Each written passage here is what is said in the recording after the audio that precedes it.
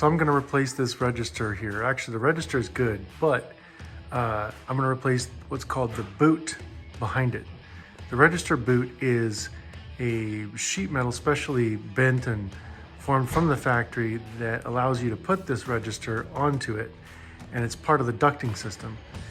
It'll make more sense when I show you the backside, what's on the other side of this wall, which happens to be the garage. And it's right close to the air conditioner. Come on, let's go take a look over there. Okay, a little bit of terminology. Like I mentioned, we're gonna replace the boot. The boot is this piece right here. So it is basically a formed piece of sheet metal from the factory that goes from a circular pipe or duct to a square one. Now the square allows you to actually put what's called the register or the diffuser. That actually separates the air into different channels. We have different type of diffusers that blow air to either way, either side and down or up if you turn it upside down or however you want. Other ones can only just go straight out and maybe a little bit left or right. So the reason I want to replace the existing one is because the existing duct was a 9-inch. And 9 is just way too big for the living room that we have over on the other side. Through this wall is the register that I just showed you. So I'm going to replace this whole piece right here for a new one with an 8-inch duct, and then come in here and finalize this 8-inch hole here and connect it to with the 8-inch duct. Therefore, connecting my main plenum to a register. And in essence, that all an air conditioning ducting system is you're connecting a system of pipes all connected to each other. And the good news is that it doesn't have to be like watertight. So there's no on-off valve on any of these ducts. And that's basically what an air conditioning system is. You're just a bunch of pipes all connected to each other. Lucky for me, this hole here has been a good, nice little hangout for my cats in the middle of the night. They come up here and they like to go inside here and make noise inside the duct that I put in. In fact, one of them is trying to do it right now. Come on. Oh yeah, you know when you get punished if you come up here. So anyhow, what today I'm going to show you guys is I'm going to show you how to make this opening here nice and round to the exact size you need using the materials you get. I'm going to show you how to replace this boot right here. And after putting the boot in, we'll put in a duct, a short piece of 8-inch ducting, and this will be connected. Okay, let's F it up.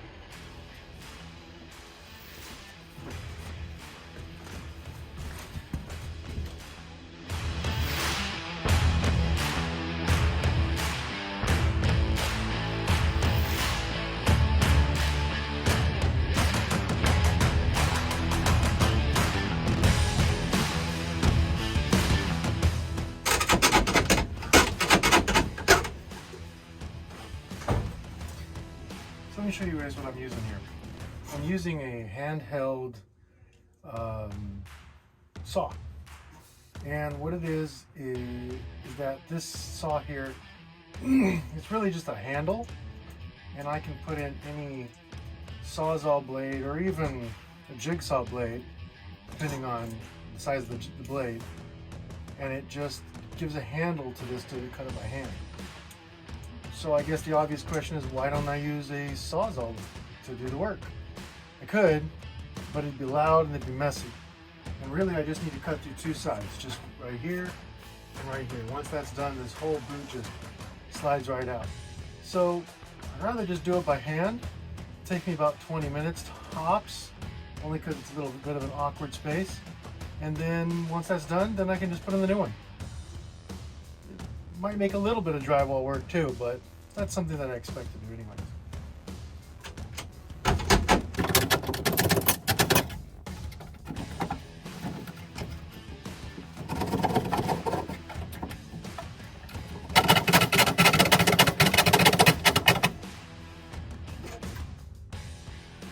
Oh, I also forgot to mention it's important to use the right blade. This blade that I'm using here is not your demo blade that you would typically put on a Sawzall and cut through anything from wood to steel or whatever it is in front of you. That causes a lot of damage. You really just kind of want to get a fine, clean cut off this because it's, after all, it's just sheet metal. So what I have here is a typical bimetal blade. It has very fine teeth and it cuts through this like really easy.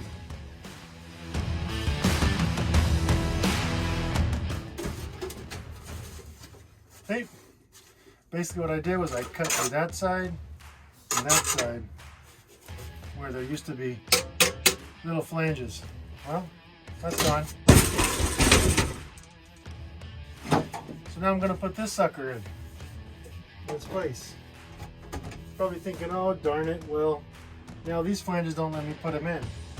You're right, but what I'm going to do is I'm actually going to bend these flanges back down. Like so.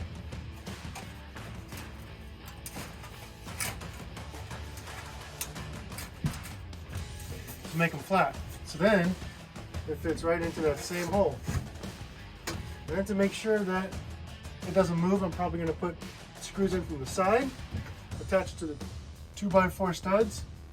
And then to make sure it doesn't move and it's nice and clean, I'm going to put in some caulking and some foam sealant around this boot, because that way it'll make it nice and insulated too.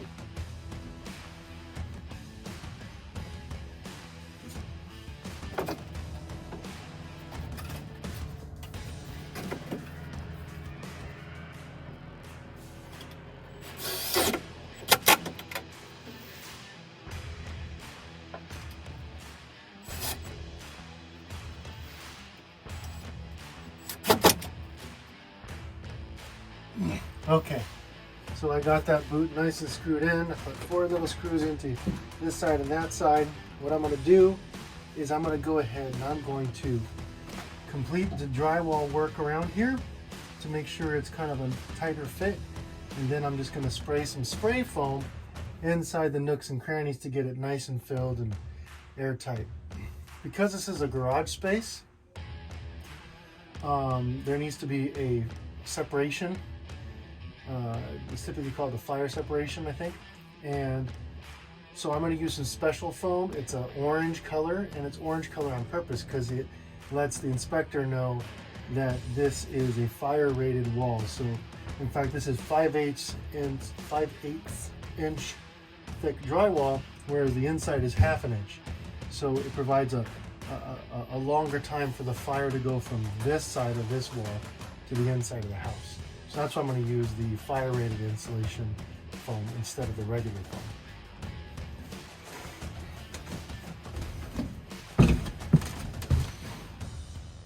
Okay, well, now comes the time to put in the foam stuff. As you can see, I already got the drywall fit in. It's not perfect fitting, but then again, this is inside the garage, and it doesn't have to be, you know, a beautiful job because it's up in the attic of the garage. I'm not really concerned about it. So what I did, just make sure that it's kind of covered, provides something for the foam to adhere to and to kind of squeeze out of. That's the important part.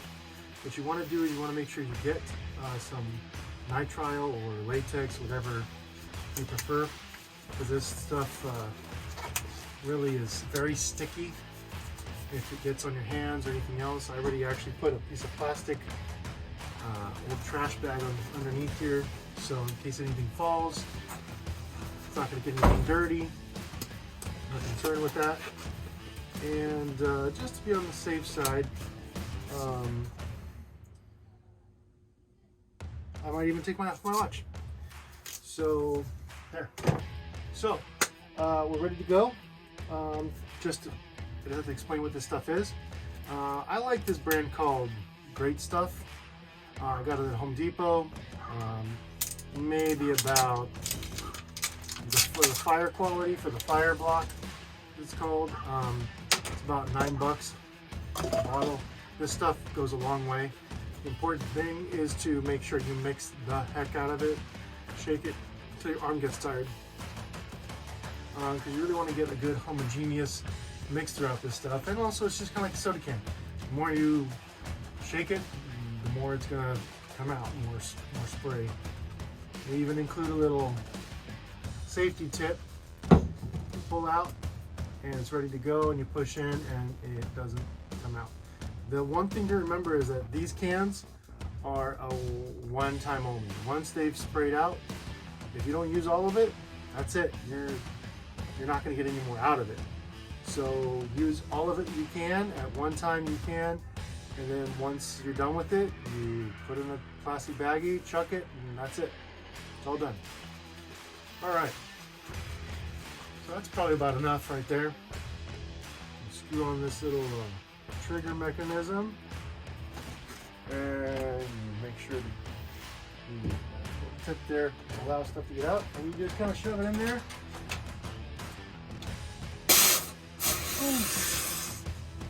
All right, so step, who knows? You can probably tell that lighting is off. My LED lights have burnt out and I'm having to use a flashlight. So this will be the end of the work night tonight. I'll have to come back to it tomorrow.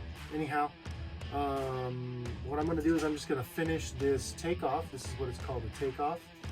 It is another piece of sheet metal that is specifically made in the factory, and it comes in various diameters. This one's an 8-inch diameter, which matches the 8-inch diameter that I'm going to put right here. And I just need to cut the correct size hole into the plenum here. Now what I did here is I just made a random circle there, big enough so I can put my hand in while I was screwing this box to this box. But now I need to make sure it's the correct diameter and correct shape to get this inside. So these are the following. There are come in 8-inch round, 10-inch round, whatever sizes you want. Most popular 8, 10, 12, multiples of 2.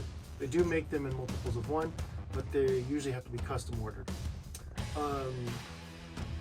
Then what you do is you put this in here to get the right size, and you can bend these flaps so that it'll stay there. Okay, welcome back, guys. So today I'm going to go ahead and connect the 8-inch duct to the 8-inch boot here. Yesterday the battery ran out and I didn't notice it, and next thing I knew I already put in the boot and I put in the insulation board, and so sorry, but you guys missed that.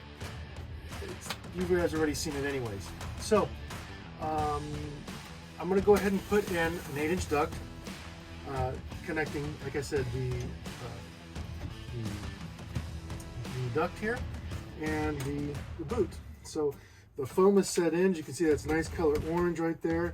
Lets the inspector know automatically that it is fire rated. It's nice and sealed. I made sure that it's expanded nice and well into all the nooks and crannies. So that's all great, good to go. So what I have here is an 8-inch plastic duct, okay? And it is coiled. It has like a wire coil inside of it, and which lets it smush and expand as needed. I already cut a piece here about 3 feet long, connected here to here. Why so long? Because it's going to have to kind of finagle this turn here, and I want to make sure that I have enough. If I have to cut a little bit, that's not a problem. You just get a regular knife, preferably a long one, so you can get through the insulation and all the way to the plastic. And then of course a pair of pliers or something that you can cut the wire that it makes the plastic duct inside. As you can tell, it's insulated with regular fiberglass. So you don't want to touch this fiberglass on your body. It's not toxic whatsoever, but your hands might feel a little scratchy afterwards. If they do, go ahead and wash with cold water. It's a lot better than washing with warm water, and the itchiness will go pretty much right away. So let's get to this. So, oh, by the way, the R value, which is the thermal conductivity rate, in other words, how heat and cold gets through in and out through this, is for this one, for this duct, is an R value of 6.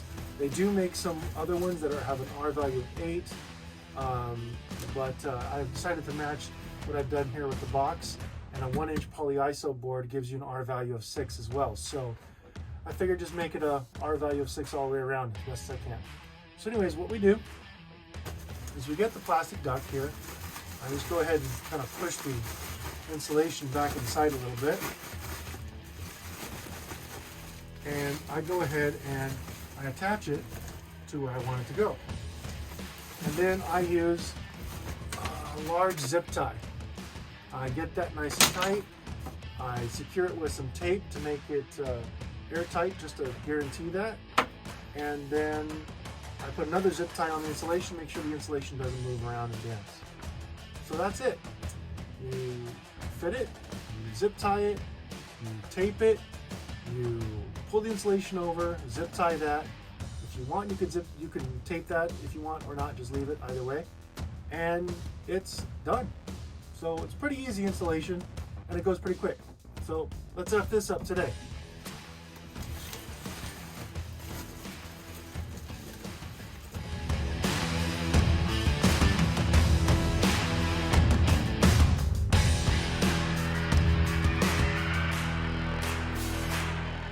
As you can see right here, I just slid that plastic tubing right over the boot, and I tightened on the zip tie. Now what I'm going to do is I'm going to go ahead and put the aluminum tape on top, and then I'll pull the insulation over it and zip tie that as well. And we're done, with this side at least.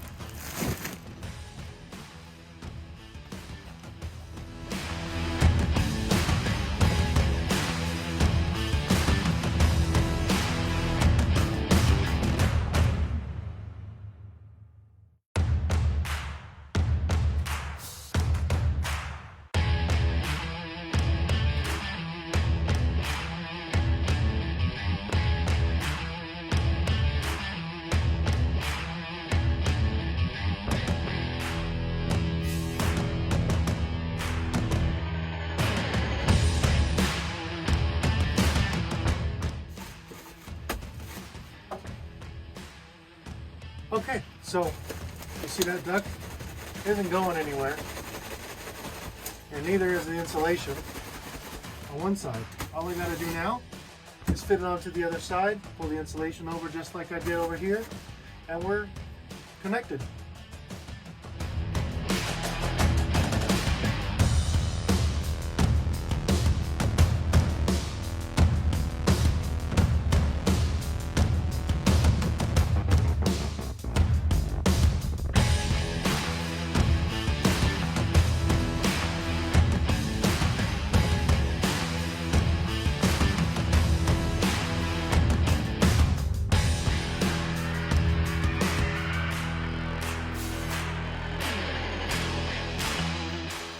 Well, there you go. Duct connected, boot connected, point A to point B. Now when the air conditioner blows, or the heater, it's going to come right into this pipe, flow into here, go right into the living room. Blow that cat right out of that boot. I'm probably going to go ahead and put some tape on this, just because I like things looking as pretty as I can get them. And that'll be done here on this side.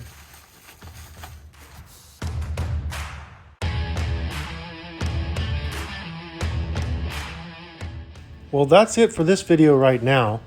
I know it's a long show here, but hey, it's all worth it. Don't forget to like and subscribe, and come back to see part 4, where I finally finish it, and let's see if I F this up or messed this up. Thanks for watching. Bye.